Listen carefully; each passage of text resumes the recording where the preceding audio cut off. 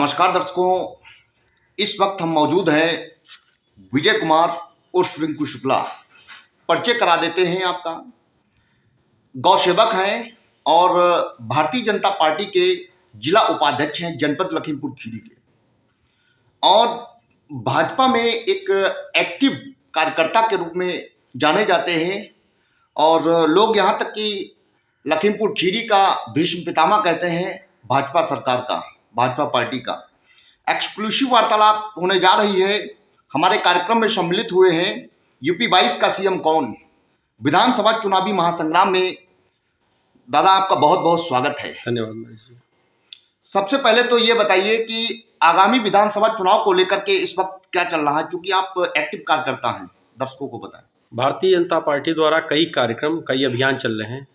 अभी हम लोगों ने अपने जो बूथ कमेटी था, बूथ अध्यक्ष हमारे, उनका हमने सम्मेलन किया है कमिश्नरी पे सीतापुर में। इससे पहले हमने शक्ति केंद्र संयोजक पार्टी के जो हैं 5-7 बूथों पर बनते हैं, उनका हमने सम्मेलन लखनऊ किया है। अभी हम लोगों द्वारा सदस्यता अभियान पुनः चालू किया है और 2 करोड़ हम नए सदस्य पुनः बना रहे हैं। हमारे पहले से सदस्य हैं, मगर 2 करोड़ हम फिर सदस्य बना रहे हैं। साथ ही हम लोग सरकार द्वारा, निर्वाचन आयोग द्वारा मतदाता पुनरीक्षण कार्य चल रहा था, इसमें भारतीय जनता पार्टी कार्यकर्ताओं ने भी बढ़ चढ़ के हिस्सा लिया है और लगभग 35,000 मतदाता भारतीय जनता पार्टी के कार्यकर्ताओं ने बढ़ाए हैं नए, जो पहली बार मतदान करेंगे। और वो पहली बार जिन्होंने वोट बनाया है उस पार्टी के पक्ष में, उस व्यक्ति के पक्ष में जो उनका वोट बनवाने के लिए पूरी प्रक्रिया में लगा रहा, वो सब भारतीय जनता पार्टी कार्यकर्ता थे, भारतीय जनता पार्टी के पक्ष में मतदान करेंगे, ऐसी हम लोगों की सोच है। और पार्टी के तमाम कार्यक्रम चल रहे हैं। अभी हमारी यात्राएं आ रही हैं भारतीय जनता पार्टी की, जो 4 यात्राएं हमारे यहाँ निकलेंगी। वो लखीमपुर एक यात्रा आ रही है 20 तारीख के लगभग। तो ऐसे तमाम पार्टी के कार्यक्रम चल रहे हैं। अभी हम लोग सम्मेलन करने जा रहे हैं, पिछड़ा सम्मेलन, अनुसूचित समाज का सम्मेलन, बैकवर्ड सम्मेलन। अभी लखनऊ में हम लोगों के 36 समाज के प्रबुद्ध लोगों के सम्मेलन हुए हैं। तो भारतीय जनता पार्टी पूरा चुनाव हम लोगों का व्यवस्थित हो चुका है। हम लोग चुनाव प्रक्रिया का इंतज़ार कर रहे हैं। हमारी पूरी तैयारी है। जो चुनाव प्रबंधन के लिए जितने कार्य होते हैं, हम लोगों विधानसभा संचालन समिति से लेकर जिला संचालन समिति, सभी काम बट गए हैं, सबकी जवाबदेही तय हो गई है। हम पूरा तैयार हैं। और हमारा लोग पूछते हैं कि क्या प्रत्याशी, हमारा प्रत्याशी तय है। हमारा प्रत्याशी, हम लोग कार्यकर्ता, कमल का फूल है, वो भारतीय जनता पार्टी है। और भारतीय जनता पार्टी का प्रत्याशी हम लोगों को पूछने, बताने, क्या उस पर चर्चा करने की आवश्यकता नहीं। हम लोग पहले से तैयार, हमारे प्रत्याशी कमल फूल है, हम लोग कार्यकर्ता उसको लड़ाने के लिए तैयार हैं। नाम की घोषणा होते रहे, हम लोगों से नाम से क्या मतलब, हम लोग कार्यकर्ता हैं, हम लोगों को फूल से मतलब है। विपक्ष को लेकर के क्या कहना चाहेंगे? विपक्ष हताश निराश है। आपने देखा अखिलेश यादव ने, अभी माननीय पूर्व मुख्यमंत्री जी ने कई सभाएं की। मैं आपके माध्यम से समाजवादी पार्टी, बहुजन समाज पार्टी, कांग्रेस को कहता हूं कि उत्तर प्रदेश में सरकार का एक भी घोटाला, एक भी आरोप दिखाएं। वो पुरानी पूर्वज सरकार घोटालों से बंधी थी। गुंडई, दबंगई, कब्जा, अदारी, तमाम आरोपों से सरकारें घिरती थीं। हमारी 4.5 वर्ष, 5 वर्ष की लगभग सरकार हो रही, एक आरोप लगाते कि भारतीय जनता पार्टी की योगी सरकार या हमारे किसी भी मंत्री पर कोई आरोप लगा हो। इनके सरकार के मंत्री आरोपों से घिरे रहते थे, इस्तीफा देते थे, आए दिन न्यायालय की शरण में जाते थे। हमारी सरकार का एक भी मंत्री, हमारी सरकार के मुख्यमंत्री कोई भी आरोप भ्रष्टाचार के नहीं लगा पाए। ये इनकी विफलता है। ये हताश और निराश, कई जातियों के गठबंधन, सांप्रदायिक माहौल बनाने की फिराक में कभी जिन्ना को लेके बोल रहे हैं, यहाँ तक गिर गए हैं। देश हमारा सरदार पटेल ने आज़ाद कराया कि हमारे जिन्ना ने कराया? सोच देखिए आप, पटेल की तुलना जिन्ना से करेंगे? तो वो हताश निराश हैं और वो लोग इन के इन प्रकार से सत्ता चाह रहे हैं। किसान आंदोलन को लेकर के आप क्या रिएक्ट करेंगे? किसान आंदोलन में मोदी जी ने उसको, किसान बिल तीनों वापस लिए हैं और उस पर पार्टी मंथन कर रही, किसान संगठनों से वार्ता भी चल रही है। कोई ना कोई रिजल्ट आएगा। मोदी जी ने भरे मन से कहा कि मैं किसान भाइयों को अपना इस बिल की खूबियाँ, उपलब्धियाँ बताने में असमर्थ रहा हूँ। इससे बड़ी बात नहीं कि देश का प्रधानमंत्री ने इतनी बड़ी बात कही और वापस ले लिए कानून। उसके बाद ये विषय खत्म हो गया। आंदोलन को छोड़ना चाहिए। दिल्ली में बड़े लोग बात कर रहे हैं किसान आंदोलन से, और बहुत जल्द ही वो किसान आंदोलन वापस जाएगा। हमारे सिख भाई अपने घर वापस जाएंगे। विपक्ष का कहना है कि योगी सरकार नाम और रंग बदलने का काम कर रही है। अरे देखिए भाई, हम लोगों ने कोई नाम नहीं, कोई रंग नहीं बदला। हाँ, भाई अयोध्या है तो अयोध्या नाम बदलना क्या कोई गलत है?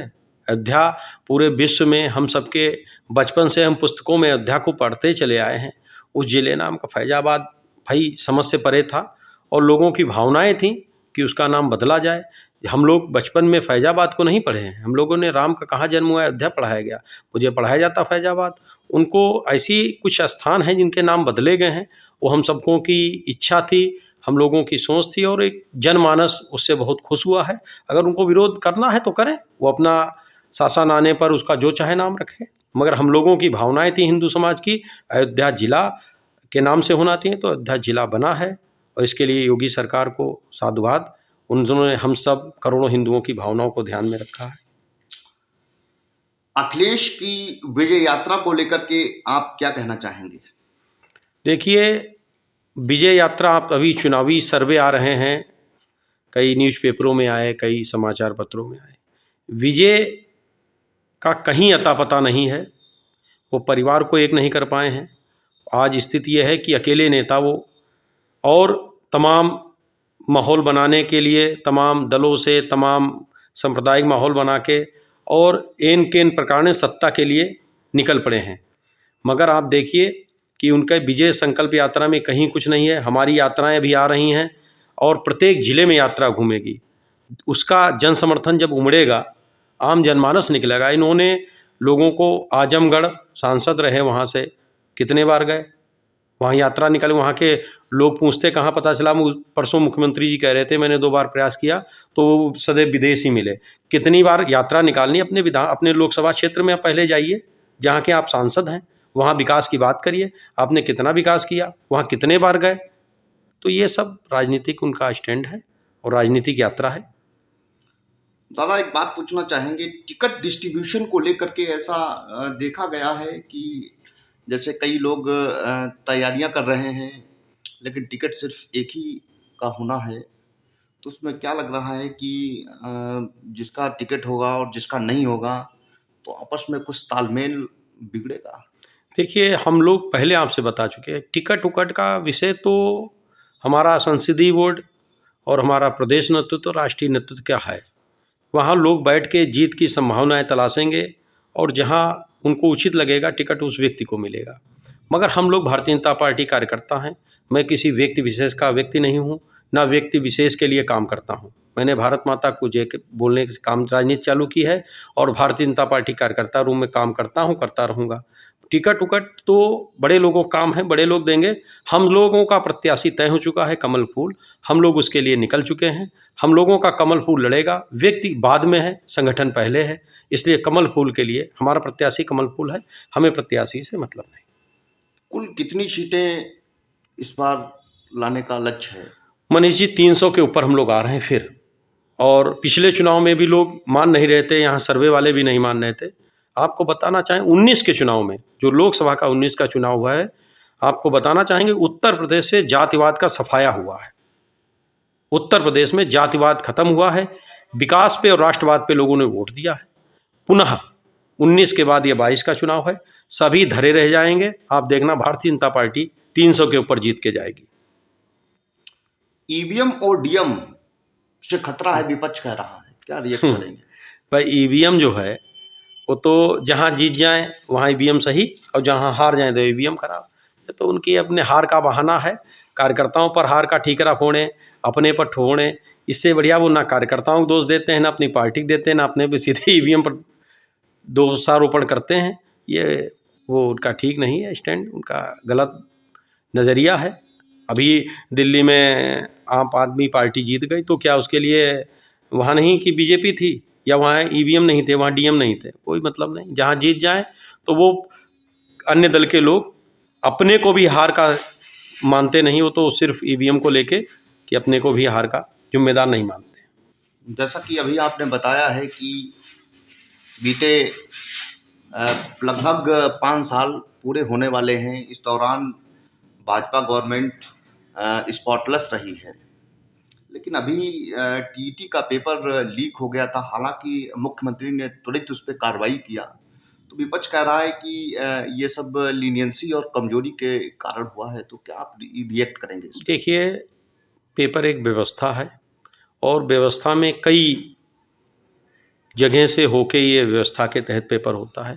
कहीं न कहीं कुछ न कुछ लीक हुआ है तो कहीं न कहीं कोई गलती रही होगी और मुख्यमंत्री जी ने एनएसए तक की घोषणा कर दी है। लगभग 29 लोग पकड़ भी गए हैं मनीष जी, और चिन्हित किए गए जिनकी संपत्ति कुर्क की जा रही है वो सब जेल चले गए हैं। इतनी बड़ी कार्रवाई, आप उत्तर प्रदेश में तमाम बार पेपर लीक हुए होंगे। कई सरकारों में तो आप देखिए रिजल्ट किसी का किसी ने दिया और परीक्षा कोई पास हुआ। मगर आप देखिए पारदर्शिता, पेपर भी रिजल्ट उन्होंने तुरंत कैंसिल किया और 29 लोगों को गिरफ्तार करके उन पे एनएसए की कार्रवाई की, उनकी संपत्ति कुर्क की जा रही। इतनी बड़ी प्रभावी कार्रवाई मेरी समझ में उत्तर प्रदेश में कभी नहीं। चंदौली घटना को लेकर के आप कुछ रिएक्ट करेंगे, अभी जो घटना हुई है? देखिए, घटना का होना एक वो तो घटना ही है, इत्तेफाक है, मगर आप देखिए कि सरकार हर घटने को संज्ञान में लेके और प्रभावी कार्रवाई कर रही है, तो वहाँ भी जैसा कि मुख्यमंत्री साहब का कार्यक्रम चल रहा था और समाजवादी पार्टी के कार्यकर्ता उनको ज्ञापन देने के लिए जा रहे थे, तो उनको रोका गया, तो सब पटकने लगे, सब पुलिस से ही भिड़ गए। तो ये सब क्या है? अब परिणाम आने के बाद सपा को सर पटकना चाहिए, पहले पटकने की आवश्यकता नहीं। धैर्य रखें, शहर को संभाल के रखें और जब परिणाम आ जाए उसके बाद सर पटक पटक के रोएं। दादा, इस समय Omicron virus has entered India, तो मामला क्रूशियल चल रहा है, क्योंकि बूस्टिंग डोज भी अब प्लान बना रहे हैं बूस्टिंग डोज देने का। तो क्या आप वैक्सीन लगवा चुके हैं? यदि लगवा चुके हैं तो क्या वैक्सीन भाजपा की लगवाई है, साइंटिस्ट ने जो बनाई है उसको लगवाया है?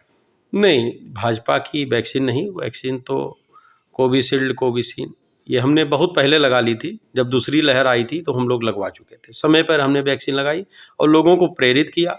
इस हमारे कैंप कार्यालय में भी 3 बार मैंने कार्यालय में, इसी अपने कार्यालय में, कैंप कार्यालय में वैक्सीन के कैंप लगवाए हैं, लोगों को प्रेरित किया है। और हमारे वैज्ञानिकों का, हमारे देश का गौरव है वो वैक्सीन भारतीय जनता पार्टी की नहीं है। समाजवादियों ने बड़ा माहौल ख़राब किया है, समाजवादी पार्टी के नेताओं ने, कि ये वैक्सीन बीजेपी की है और आखिरी में उन्होंने भी लगाई। तो सबको लगाना चाहिए, ये देश के लिए है, हम सबके लिए है, ये किसी पार्टी की वैक्सीन नहीं है, ये देश की वैक्सीन है, देश के वैज्ञानिकों का गौरव। आज हमने विदेशों में भी ये मुफ्त लगाई है और पूरे विश्व में भारत की वैक्सीन का नाम रोशन हुआ है। इस पे हमारे देश के लोगों को छोटी राजनीति नहीं करनी चाहिए। ओवरऑल आप यूपी खबर के माध्यम से आवाम से क्या अपील करना चाहेंगे?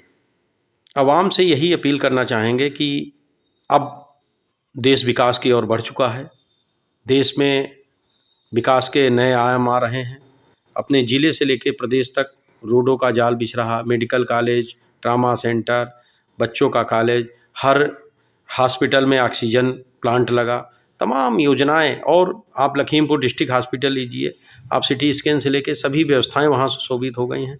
तो देश हमारा विकास की तरफ बढ़ चुका है। हम लोगों को जातिवाद, संप्रदायवाद, क्षेत्रवाद, इन सब से ऊपर उठ के देश को आगे बढ़ाने के लिए, प्रदेश को आगे को बढ़ाने के लिए, और देश के 2 महान योगी जी, मोदी जी के नेतृत्व में देश प्रदेश चल रहा है, उन पर पुनः अपनी आस्था लगानी चाहिए, अपनी मोहर लगानी चाहिए और एक बार पुनः योगी जी की सरकार बने, तभी हम सबका कल्याण होगा, इस प्रदेश का कल्याण होगा। दर्शकों, अभी आप मिस्टर विजय कुमार उर्फ रिंकू भैया को सुन रहे थे, जिन्होंने भाजपा सरकार की कई एक योजनाओं के बारे में बताया है। विपक्ष पे भी काफ़ी तंज कसा है और हमारे चैनल के माध्यम से, यूपी खबर के माध्यम से जनता से अपील किया है कि आने वाले समय में, माने 2022 में पुनः सरकार बीजेपी की बनेगी और पूर्ण बहुमत की बनेगी और 300 प्लस इस बार टारगेट है। चूंकि चुनावी शंखनाद हो चुका है, प्लेयर्स मैदान में खेलने के लिए आ रहे हैं, युद्ध मैदान में। अब देखना यह है कि जनता का मूड क्या है, जनता क्या इस पे कहना चाहती है। इसी के साथ कैमरा पर्सन अर्जुन राज के साथ मनीष शर्मा, यूपी खबर, लखीमपुर खीरी।